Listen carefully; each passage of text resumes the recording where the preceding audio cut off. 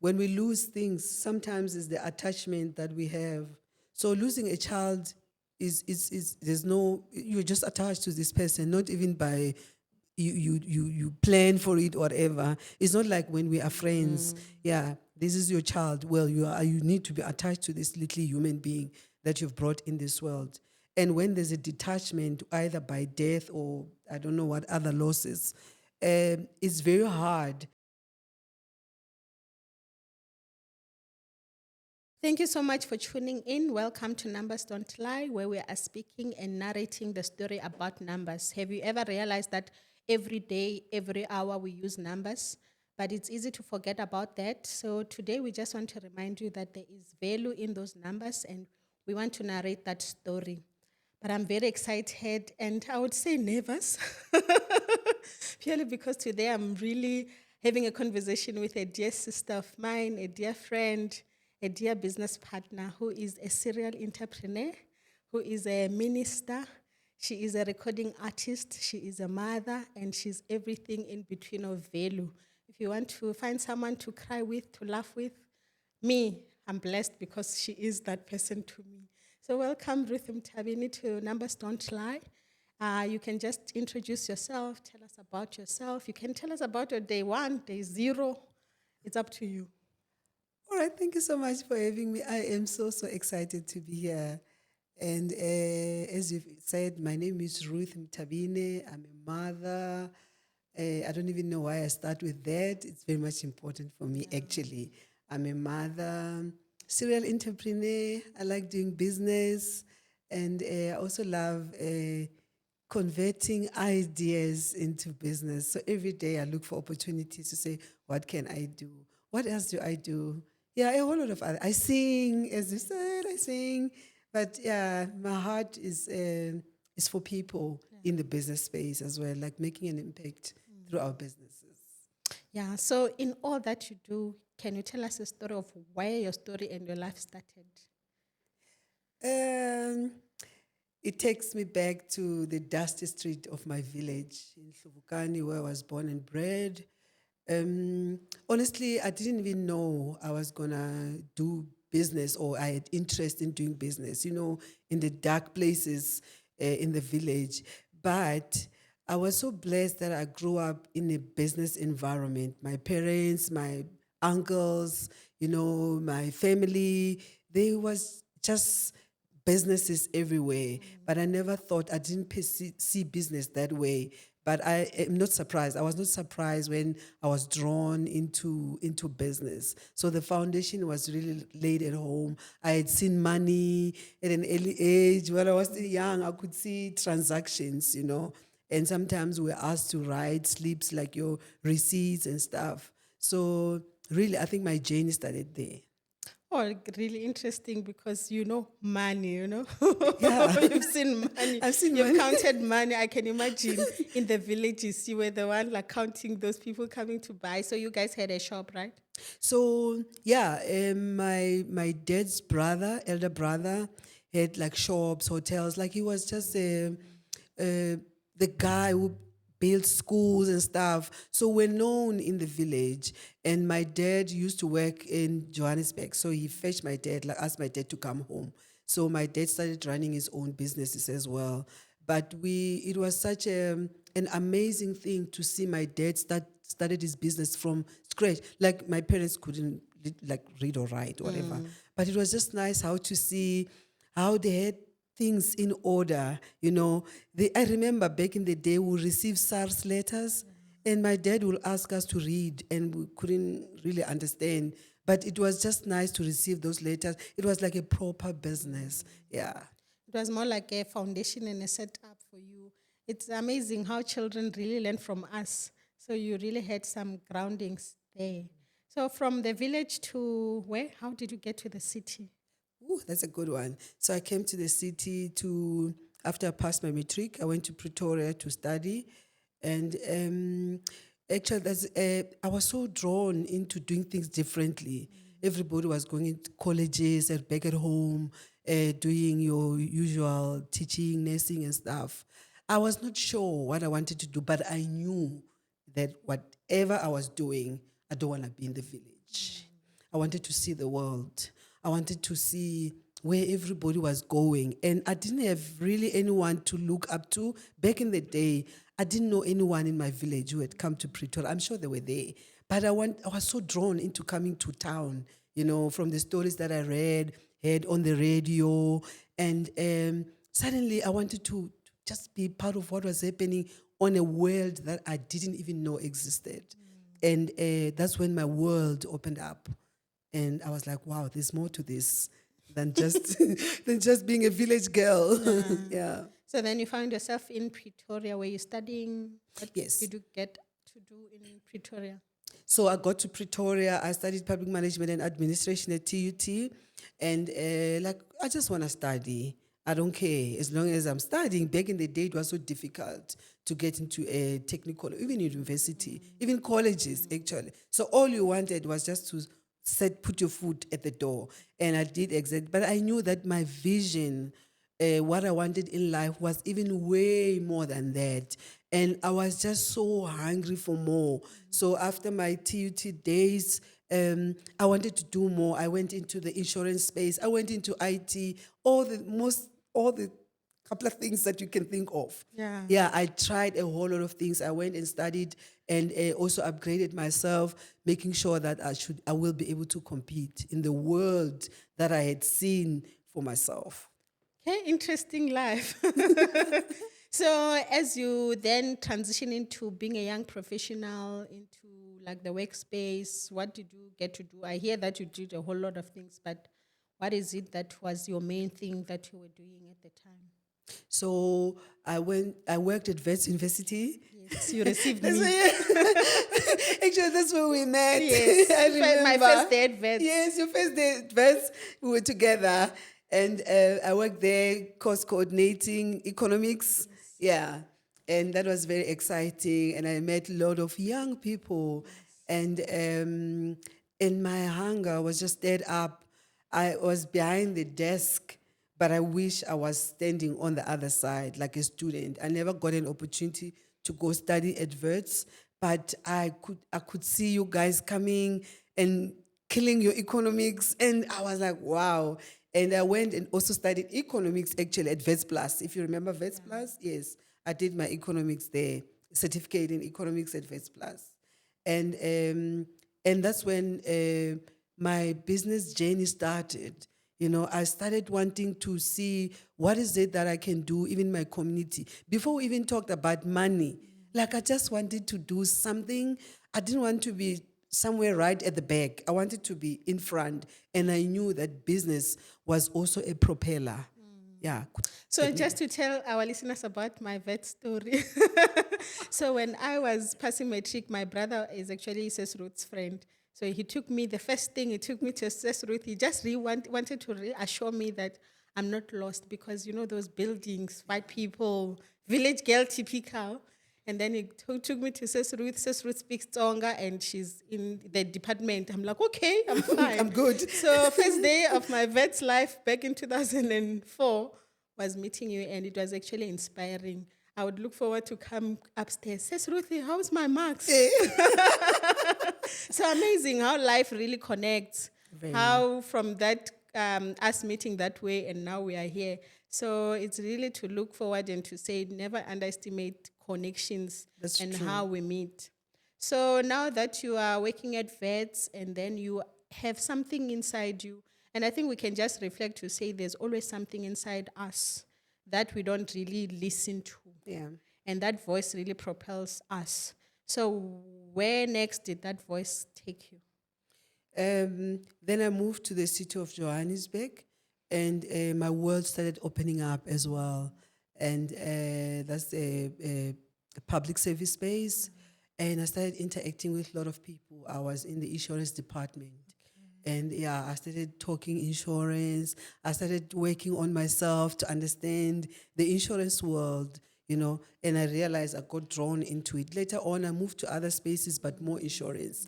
However, I was also drawn. Actually, I got an opportunity to, when government institutions started putting more emphasis on controls, risk management and stuff, and it was in that season where I was introduced to risk management.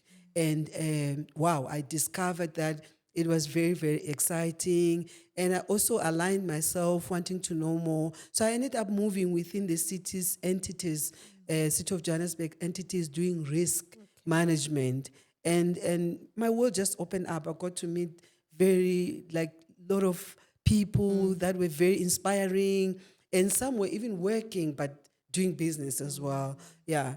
And that's how I started having that thing inside of me to say, I want to do it. Instead of having it as a thought and a wish and wanting to do it, I started like deciding that I want to do it. So when did the business like bug bite you? Were you already in business doing other business? Because sometimes we feel like we have to wait for that big moment to start, and you were working and you wanted more. So was this where business bite you, or it's in the journey? Well, it was in the journey, but it was quite interesting when I remember all the things that I've done. I know. like like when I look back, like you can't believe I've done taxis, like proper.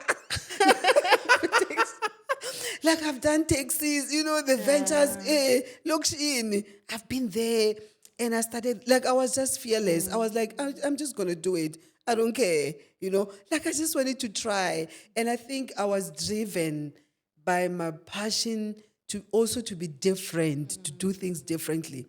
When you tell me that this cannot be done, trust me, I'll want to do it.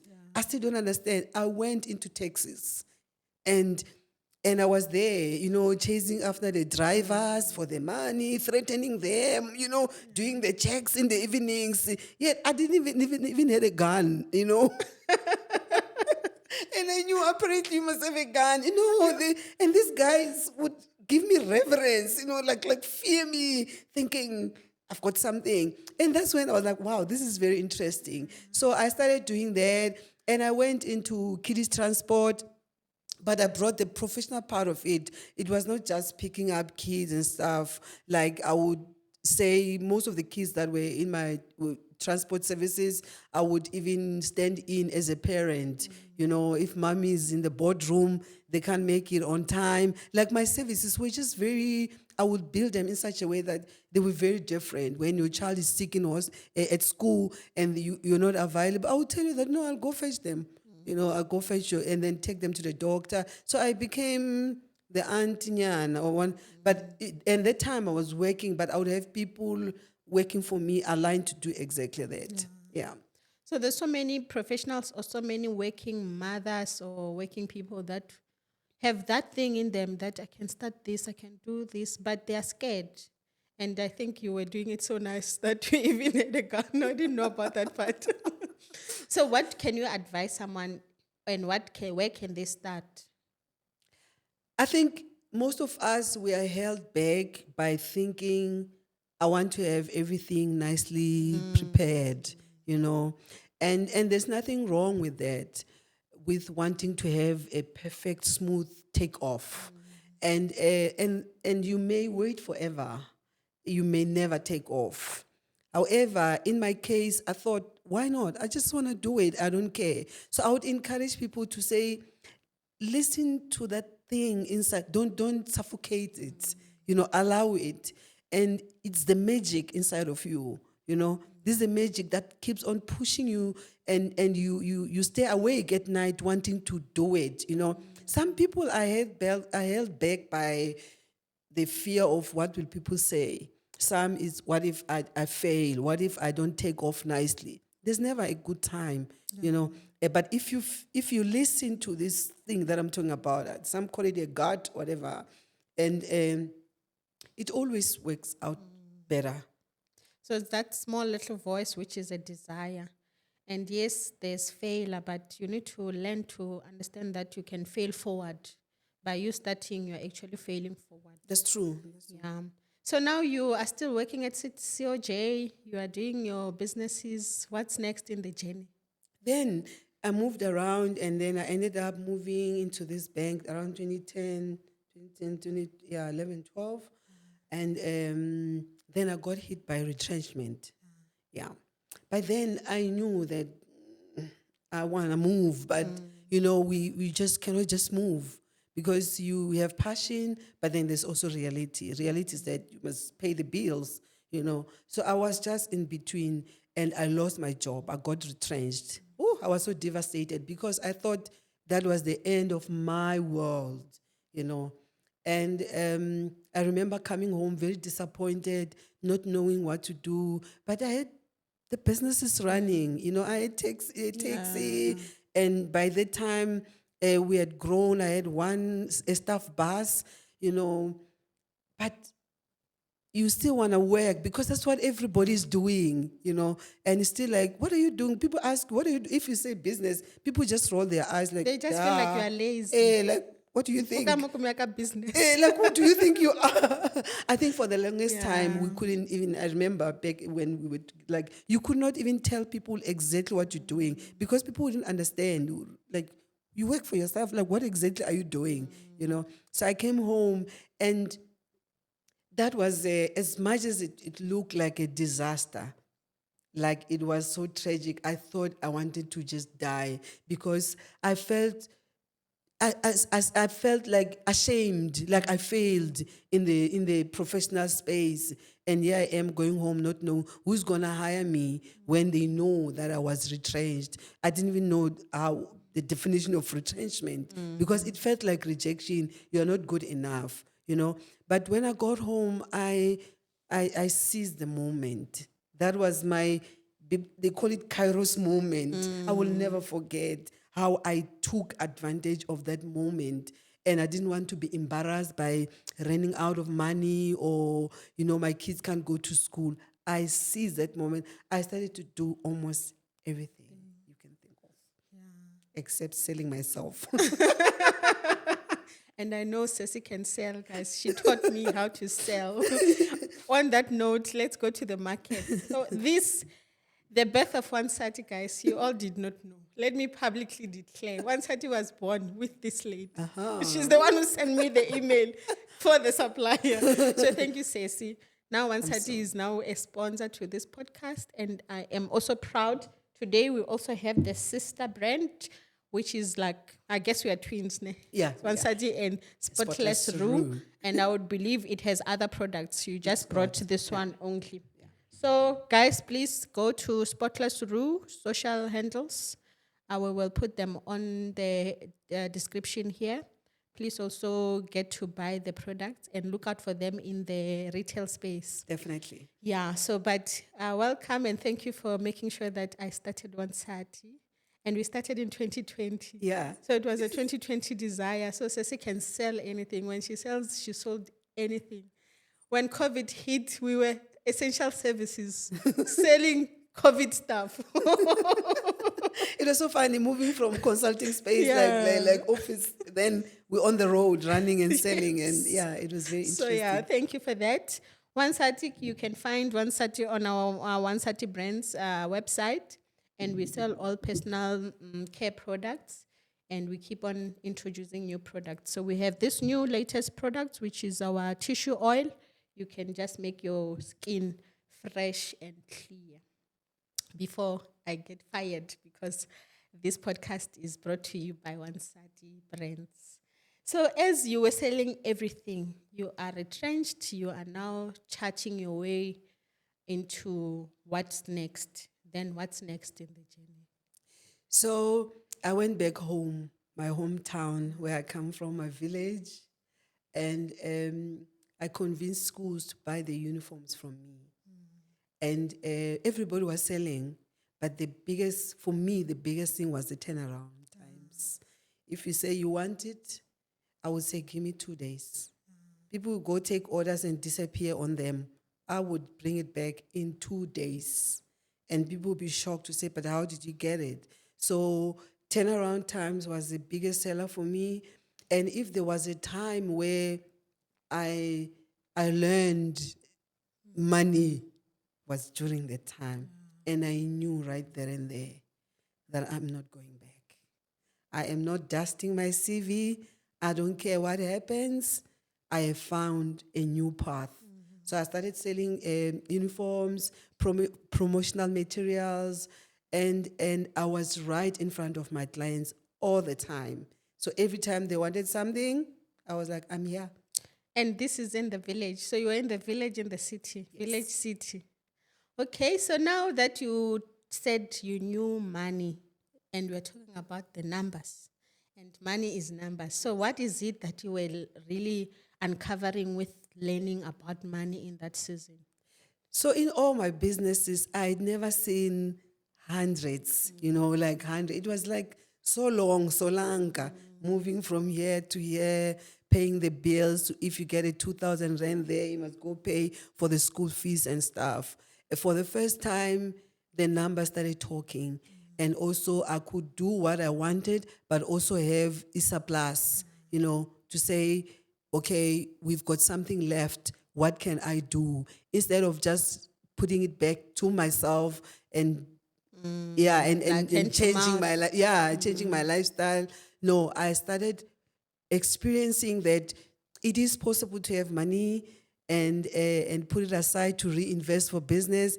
And I think that's what numbers did for me. I got excited by the numbers. So the business started making sense when I saw the numbers to say, wow, we are numbering. So it's like in business terms, you are now making profit. Yes. You can then now say, can we reinvest back into business? And you were using those numbers That's to correct. make those Yes. decisions. Yeah, that's correct. That's So, correct. and I think it's maybe you can help to really tell us what that meant from all the time you were in business in a way, but it was more like side hustle, like by the way. But now you can see what did that entail in terms of you transforming in your business level. I think for me, when I saw the numbers, I started business started making sense to me to say it should be about the numbers. Sometimes as entrepreneurs, it's just emotions and wanting to fulfill that thing that I was talking about.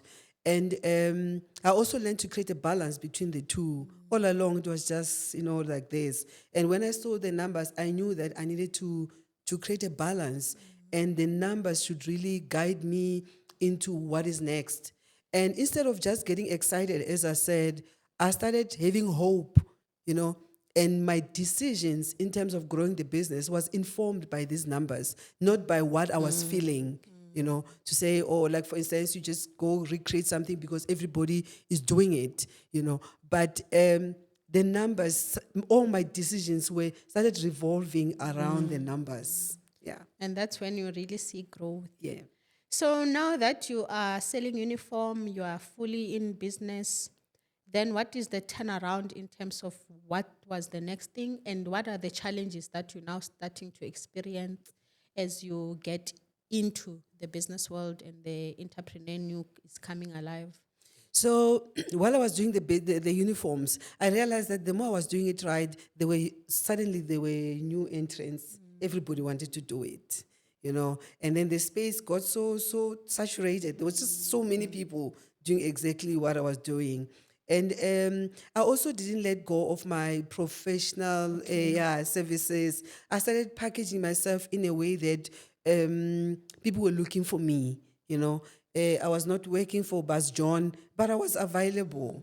If you want to do consulting space, if you're looking for a resource to do some work for you, I started availing myself. So I was able to do what I love, but I was still available. I started selling my time. Yeah. I remember there were instances people would send me around, run errands, like professional, I attended meetings for people that couldn't, and I started billing and I realized, wow, it's exciting. I can be available for my business, but also I can still do this work that was really billable, instead of just helping out friends. I started billing for that. Okay.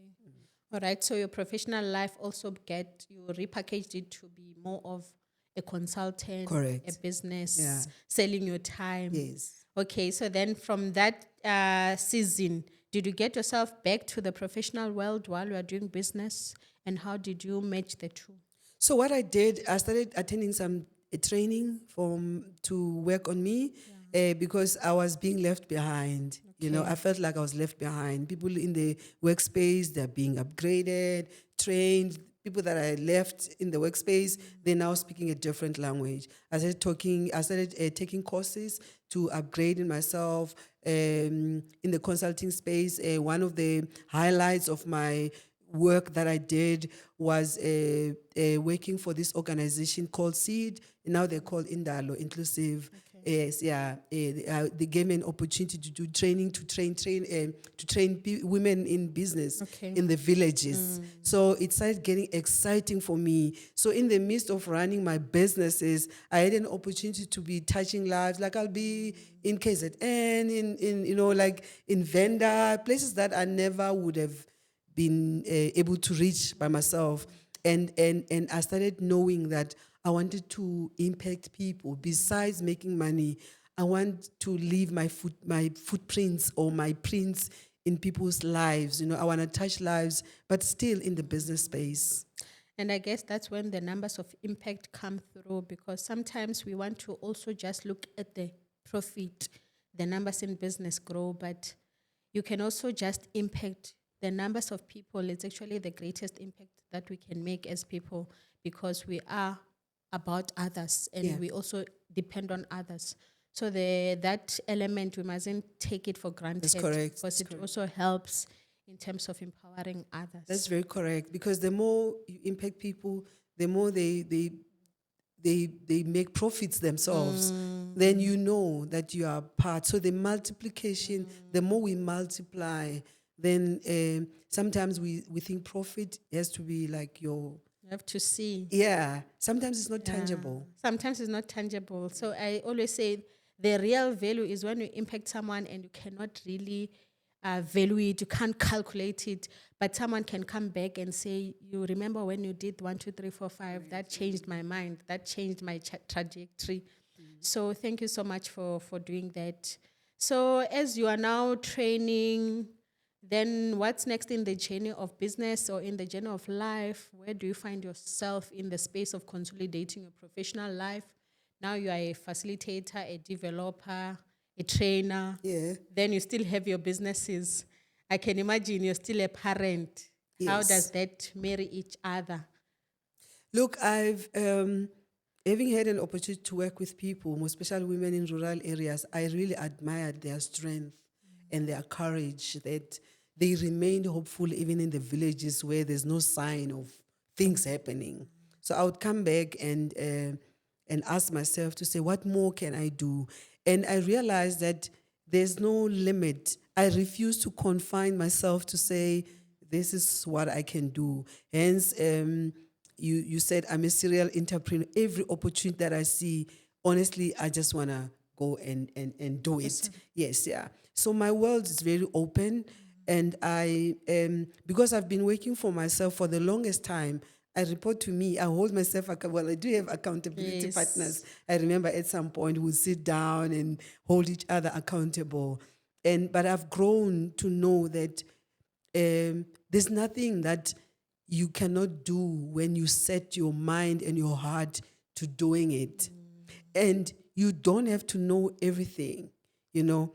The relationships that we build, the networks, the collaborations, the synergies that we build, you can make it work for your business. You know, there's a lot of things that I didn't know. I remember when we worked together, you know, I knew that you were strong in this area, and really I leaned on you and a whole lot of others. And I started packaging myself to say, there's nothing that I cannot do. So whatever I want, or whenever I see a need in the space where I'm at, instead of going around and wondering, I go home and figure out how I can make it work for my business. Obviously, there's been a lot of failures and deals that go wrong and stuff, but those were just lessons. You know, there's no perfect world. But trust me, I've set myself in a way that I can just do anything that I want. I just And that's inspirational, honestly, to watch and look. And I always just reflect and see you and be inspired by the work that you do. So in the moment of failures, because vele they are there, Sissy cries, eh? Let me just tell you guys. On the side note, Millie, I don't know. And me, I laugh. Yeah. But then I also cry. I'm a Yeah. crybaby. So in this moment of failure, in the moment of doubt, in the moment of life, pain, what is that thing that you grounds you, keeps on reminding you that you can do this thing? I think is the determination. I've whatever I've done, I didn't just uh, bump into it. I've been very intentional about what I wanted to do and how I want to do it.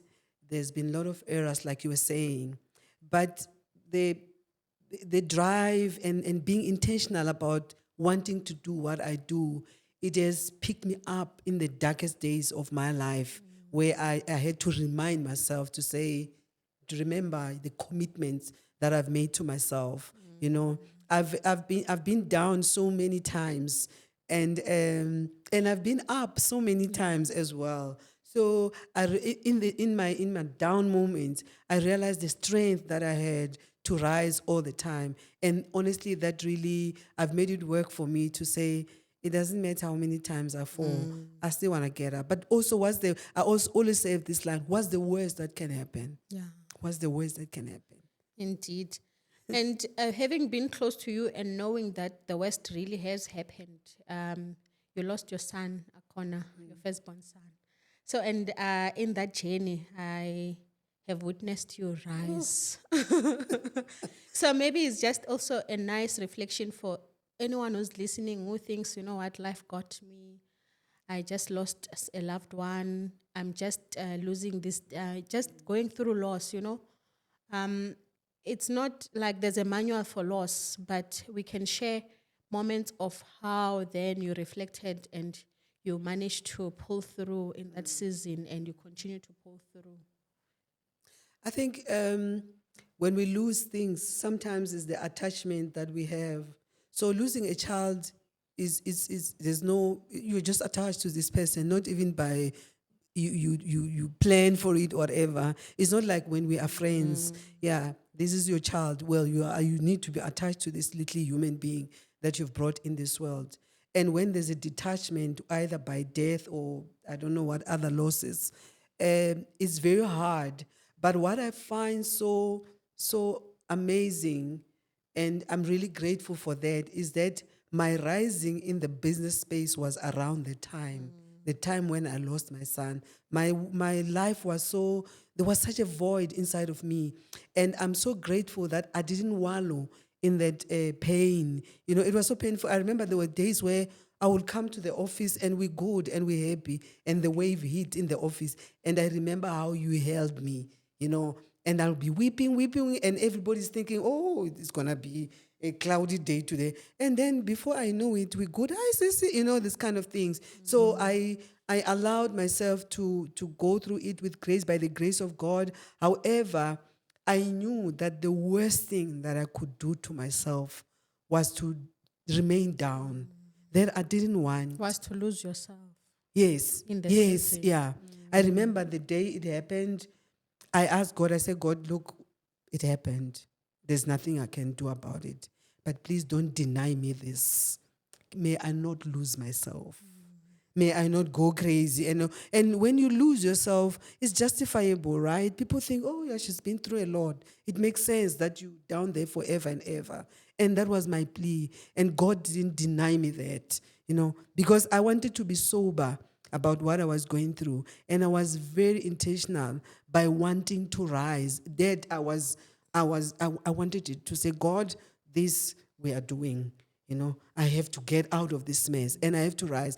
And you know what? This has been the biggest consolation in my life. You know, it has kept me going, it has kept me busy. And this was the peak of my life where I had so many ideas. Sometimes I even thought I was crazy. I would ask even you to say, do you think I'm okay? And you say like, oh yeah, you're okay, sis. Oh my, yeah. Like it was just crazy. And I'm forever grateful. So when you're going through a loss, from where I'm sitting, I know all losses are different. It cannot be the end of it. When there's a loss, it's a beginning of a new thing. It's up to you if you want to find out what is this new thing, you know. So you have a choice. It's not like losing a person. It's not like you're crazy. You just it's just a loss. You know, you've gone through a difficult time.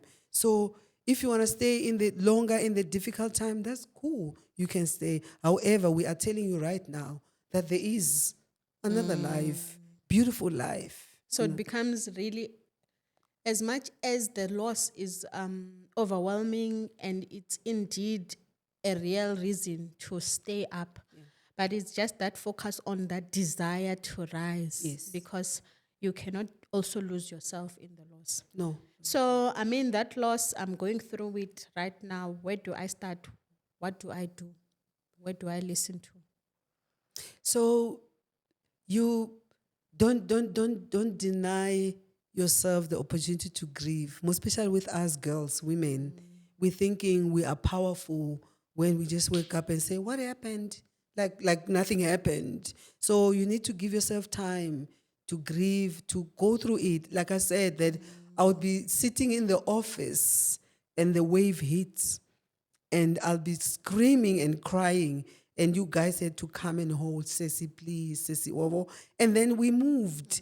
And then one day the waves goes a little bit, you know, like it stretches a bit. It allows you to breathe. And one day you wake up, there's no wave. Like the waves are not coming as they used to be, you know. So allow yourself time to grieve and be yourself. And don't deny yourself the opportunity to grieve. Forget about the bogodos and the tipaka bukhaleng. You know, there's no such. Just be you. Because when you allow yourself to be you, God is so faithful enough to plug into your positive attitude and replenish you to move, you know. Yeah. Forward in the season. Yeah. Okay, so from that, now you are a recording artist. Please, guys, go didn't see to that coming. YouTube. Please follow Ceci's music. Please, I remember your handle. You will introduce the recording artist part of it. So I know that you've been singing at church, you've been, you know, but where is that professionalism where you really say, you know what, now, Lord, I'm ready? I remember that I always said, I want to be your manager because you make a lot of money there. There's no money. So how is that journey? How does it link to you overall? Because sometimes we limit ourselves, especially as women, because we have families, but then we also don't look and say, but I'm gifted here. Yeah. Something in me here in terms of calling, in terms of ministry. So how do we then go back and really start and listen to the calling that God has put in us? Look, I always say, if God has gifted you with something, and you don't bring it forth, it's like spitting on God's face. It's like showing him like a middle finger, you know, to say whatever. So could be a lot of us doing that. Yes, Please, guys, can we take this as a moment of challenge? Exactly. We cannot do that. It's like spitting on God's face. How can you? How dare you do that to a father, to a God who brought you here with things implanted inside of you? You know, I think for me, while pursuing business, I knew that I had a calling. God had called me, and what really was a big thing for me, it was that it was not a normal, it's not like I preach and all that. I just knew that the hand of the Lord was upon me. Hence, even in business, I trusted God to pull me through because I knew that my story will not end in me being down. So even in ministry, I continued to trust God to help me to unveil the gift that he has given me. And I trusted him. And I went, I was serving a church, and there was a point where I thought, I just want to, what's the worst that can happen? I'm just going to sing, record, and keep on singing and getting better and better. But also, there's a lot of people that have helped me to be what I am today, more especially in the ministry, in music space. I had to get people to help me, and it just kept getting better and better and better every day. Yeah. It's a power of a community, because sometimes we want to just be alone and do everything alone. But if you open people up, because that calling is for people. Yeah. So you need to open yourself for people to come through and assist and help you. But yeah, now we've spoken, it's a mouthful. If you were to look back and say, you know what, let me advise a younger Ruth, and you don't know all these things that are still to come, what would you say?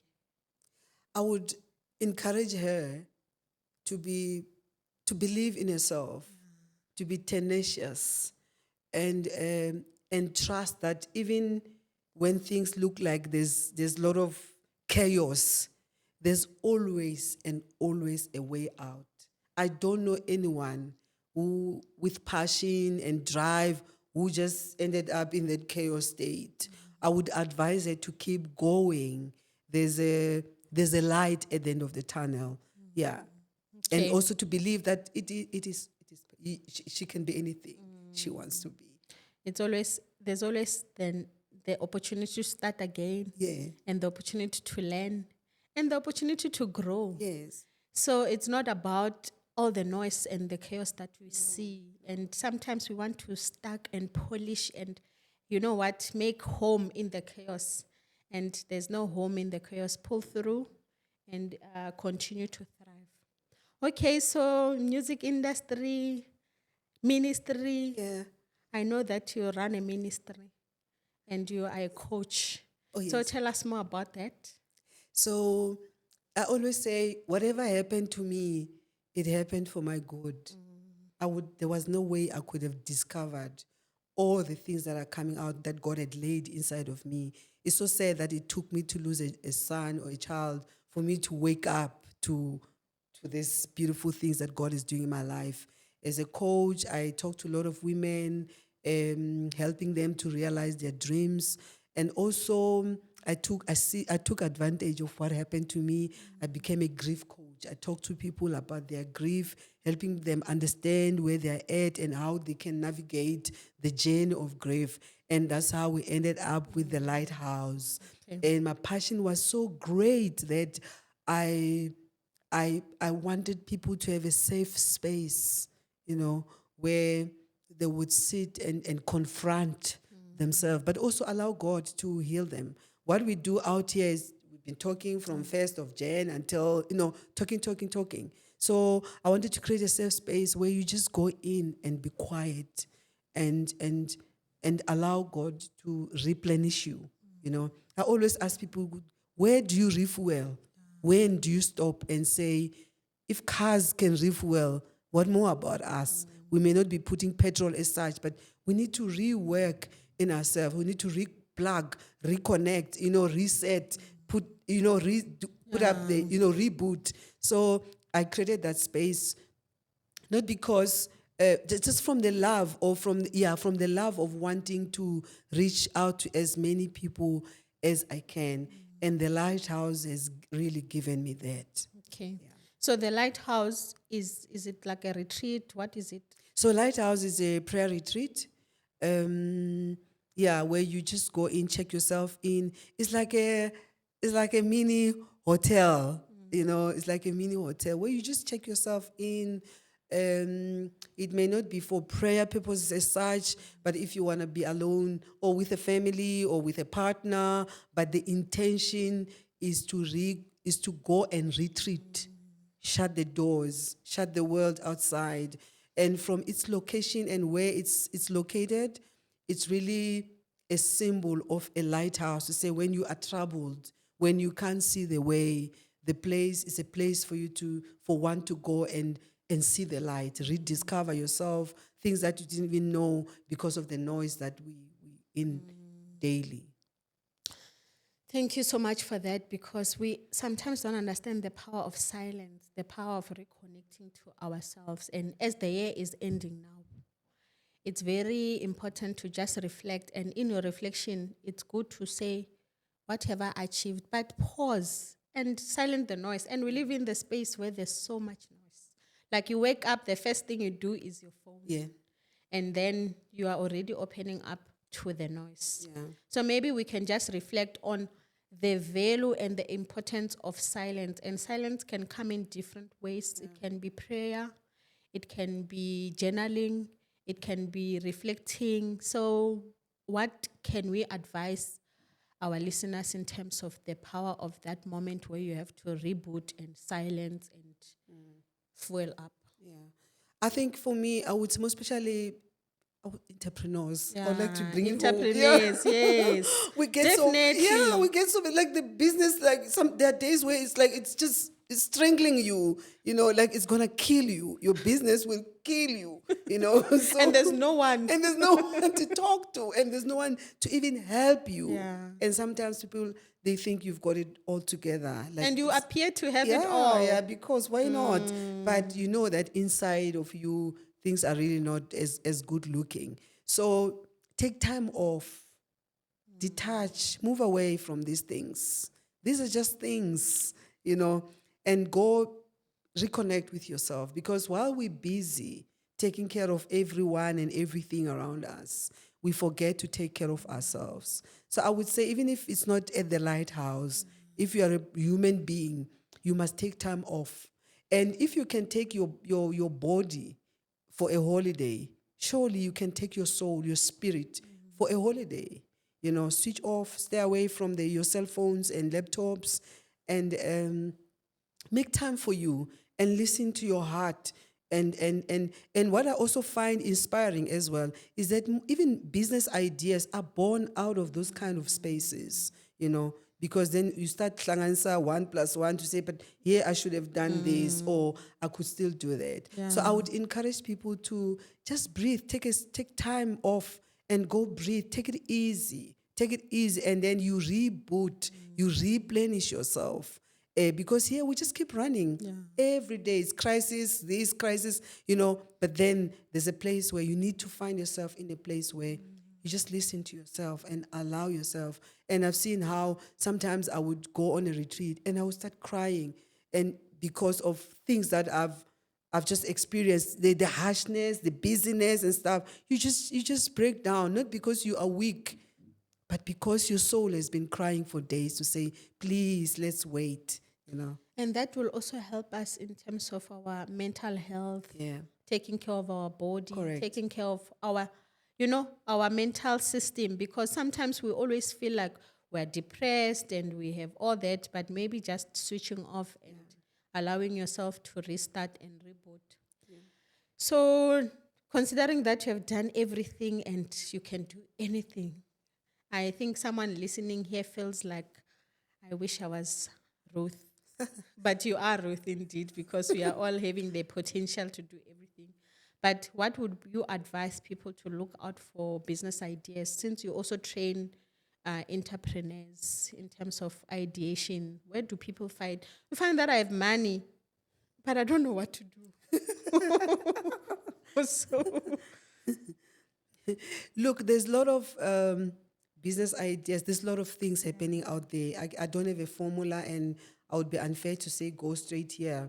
But I also feel that one thing that we not even maybe we do is in the innovation space. We want to replicate what others are doing, and like quick. I just want to go sell the manufacturing space as well, starting from scratch. Doing your own formulation. Yeah, it's not rocket science. Well, you can always pay for it. But I would say there's a lot of in the innovation space, and people are looking for newness. We are all looking for new things, but I would say if you're a startup, you can also look into your new idea, and but you can also replicate, like look what other, which is, I'm not saying it's a bad thing, but why would some people reinvent when others, you can always and always improve on what others have done. So I would say, as I've said, that you can be anything that you want to be.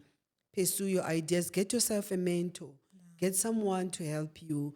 It's easier said than done. It's just said. Having money doesn't mean you can run a business. and run a business. It's Yeah. actually a different field on its own. Yeah. So maybe the starting point is to seek out for knowledge Yeah. and seek out for understanding. You can learn from others who are doing it. Sis Ruth is a coach. I'm advertising your services now. So Sis Ruth is a coach. You can reach out to her. Obviously, there is a fee. Because sometimes a lot of entrepreneurs don't want to pay. It's like you need to come and learn from Sis Ruth's wisdom, which she can if she wants, but you should also be willing to get your school fees because sometimes you need to pay that school fees for you to learn. And I think that if someone is open to teach you, why not? So maybe the first thing we can do with the money you have for business is to really get your school fees and pay for knowledge and I understanding. like that because even when people come and ask you for ideas and support, when they don't financial commit to it, Yeah. they'll be on Today and they're off. Yeah, there. today they're here, tomorrow Can we they are please gone. postpone? Yes, yeah. Why was in for me? Yeah, there's I didn't. nothing. Yeah, but if you've paid for it, then you will commit. That's how it works. So, as an entrepreneur, you get the privilege of having money come in, having to decide about money go out. So, what is your lesson about finances? Because I think we can have the money, but if you have the lesson to keep it and to make it and to really just be intentional about the next decision. Yeah. I think not everybody understand the language of money and numbers. You know, if you don't look, I'm not stronger. I'm not the strongest in terms of talking to numbers. However, I employ people to help me understand what's happening in my books. Like you always say, the numbers don't lie. And you need to understand what's happening and you need to be in control. You know, you cannot be relying on third parties to uh, tell you where we're going. At least basic understanding of what's happening in your world. So also, if you don't relate well with money, you need to have a good relationship with money. There's nothing wrong with money being in your account with no name, you know, on it. Yeah. And I know as an entrepreneur, I also struggle with that. And I know you've seen my books. There'll be a lot of shoes all over. And then you ask, what's going on here, you know? And you need to separate that, your personal life from your business lives in terms of monies and numbers. So one needs to have a good relationship with money because if you don't, whatever money that you see in your bank account or in your books, you thinking that it's my money. You know, I can go do whatever I want to do. But when you come closer, you realize that the business still has a lot to do and the money may not be enough. So I feel that having a good relationship and a good understanding of how money works and also how you cuddle money, you know, sometimes, how you hold on to money. It's two ways. Some people wouldn't let go and use money. They hold on to it, they hold Then to they it. won't grow. And then they don't grow, you know. So I think money is a deal maker in this whole thing. Everything has to make business sense from a numbers point of view. It's really understanding that where are you in your relationship with money, your psychology. And sometimes it could be our upbringing. And I think that upbringing that you had where you could count money Yeah. had a lot to do with what you're doing now. But others, you find that our upbringing was lack. You ask for money, there's no money. So Yeah. then when you see money in your account, We're like, you either go crazy and feel like I have the whole money in the world and you go buy 3 Lamborghinis. I don't know what car people buy now. But or you actually hold on. So that psychological effect, you need to investigate and That's true. understand. Am I a scarcity person or am an abundance person or I'm just a spender? So Yeah. that you can understand what triggers you and be able to manage it That's and work around it. So most people don't do that and it becomes a detriment to the growth of the business. that's true. So, and there's a saying that the business can only grow to the entrepreneurs or the founders' growth. What is your reflection on that saying? I think that's true. Partial true. I'll explain that. I know a lot of people that are really, when we start, like you said, that get yourself informed, get knowledge about the business that you're doing. However, that with the world that we're in right now, with advancement of technology and a whole lot of things, if you choose not to grow, you know, honestly, you're not doing justice to the business. And again, however, it is possible that you may not have grown to that level. Yeah. Yes, yeah.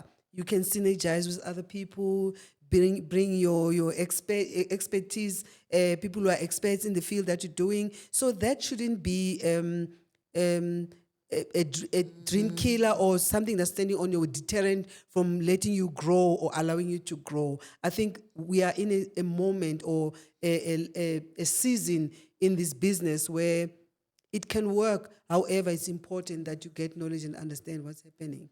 And it's really just also the openness and the fact that you are creative, because other people, they don't grow. Obviously, you can't go and be an accountant and an attorney and whatever because you are in the space, but you can allow other people, Yes. and that is growth. It's you saying, I want my business to grow, then I will actually allow to have a team that then advises me, and I can't do it alone. And that's where we see the value of numbers, where 1 times 1 always remains 1. But now you need to start increasing the numbers. It's true. So in terms of that, Ceci, in terms of leading with teams, leading with people, what can you advise our business owners? I would say work on yourself, understand what's happening in your business. Because even if you can bring the best of the best people, if you are not a good leader, you will frustrate your team, and most of them, they will abandon you and leave you. So if you understand, it's important to take short courses, align yourself with what's happening, understand the value of the rand, like basic things, when you talk to people at your level, you engage with wisdom. So a good leader in the business must always and always work on themselves, develop yourself. I know there was a term you used to love, like self-awareness, yeah. That's my term. Hey, that's your term, self-awareness. Be aware Yeah. of who you are, And because even if you can have the best of the best support, if you are the rotten one or the one who doesn't want to grow, the business will not grow. So work on And yourself. And talking about self-awareness is actually being aware that you can be a person who makes mistakes, and where did I actually contribute and how do I correct? And being aware of your environment, be able to see, man, over, because if you don't see, then you're not going to see the opportunity to say, but this one, we can move it here to here, and that's a business idea. So entrepreneurs has to really invest in self-awareness courses, in self-awareness coaching, in like a lot of that. Yeah. Yeah. And one more thing is also the currency for in the business space lately is relationships. You need to build very good, strong relationships. And I always say, as business people, as entrepreneurs, you wake up one day, you've got $1 million. By tomorrow, the million is gone. It's not like you are careless or you ate it. It's just committed to other things. And if you've got good working relationships, if you are to get an order or you are to get an opportunity in the midst of that moment, you always have someone to come bail you out. So relationships are very much important, not even from a money point of view. You'll agree with me, it gets so lonely at the top. There are days where you wish there was a buddy, someone who understands, someone who can just cry and they don't judge you because they understand the toughness of the business space. So it's important to invest in good relationships, even if it's personal. This is the currency in this new season. Relationships are becoming a big deal. Yeah. Definitely. And you just need that person. Okay, we can play the TikTok challenge of we listen, but we do not judge. Yeah. Business. Yes. Business.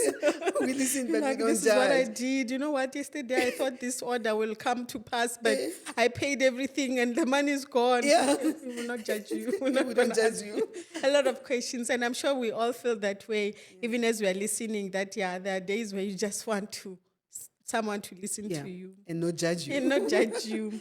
So now that we're concluding, Ceci, and we are on numbers don't lie, if you were to reflect overall to say, what does numbers mean to you and what is the impact and the value of numbers? It can be numbers in terms of experience, numbers in business, numbers in relationships, anything.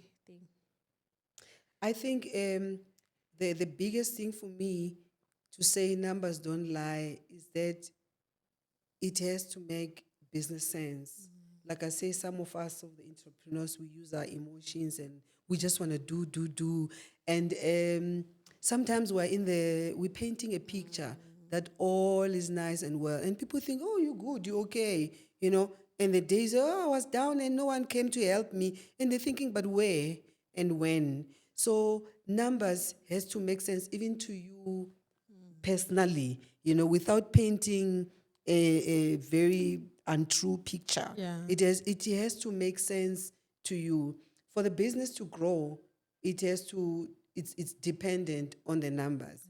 If it doesn't, the numbers are not talking, Growing, then it's really the business is not. So the heartbeat of the business is the It's the numbers. numbers. And most of business owners are scared to look at those numbers. They just do financials because SARS wants them.